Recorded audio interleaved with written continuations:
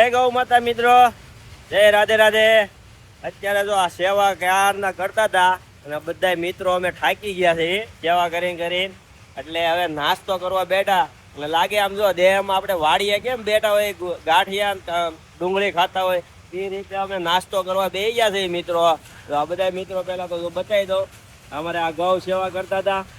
અત્યારે તડકાના 3 વાગ્યાના કામે લાગ્યા હતા. જો સામે ઓલા પતરા છે ને, આ બધા પતરા માર્યા, આ બધું ભેગું કર્યું, હળગાવ્યું અને હવે નાસ્તો કરવા બેઠા ને. નાસ્તામાં તો આપણે દેશમાં જે રીતે આપણે નાસ્તો કરીએ ને, ગાંઠિયા ડુંગળી ના મરચા, આ એ રીતે બેસી ગયા છીએ અહીંયા ખાવા.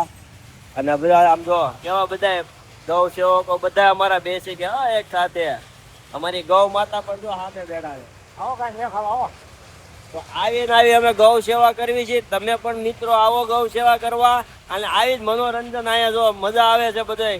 એટલે એ મજા લેવાની છે, સેવા પણ કરવાની છે અને મજા પણ લેવાની છે. દિવસો કપાય અને આમાં દિવસો ફટાફટ કપાય અત્યારે, કેમ કે બધા એમ કે મંદી છે એટલે આ મંદીના દિવસો પણ તમારે પણ કપાઈ જાય. પછી અમારે તો જો તેજી છે, સેવા કરવા આવી એટલે અમારી તેજી અહીંથી ચાલુ. હા,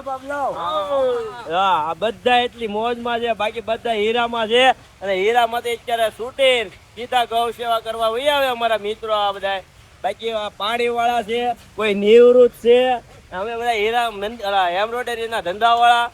બાકી અત્યારે મંદિરનો માહોલ અને એની આ તેજી અમારી ગૌ સેવા છે એટલે અમારે સેવા ચાલુ જ રહી છે. આવીને આવી સેવા અમે કરતા રહીશું મિત્રો.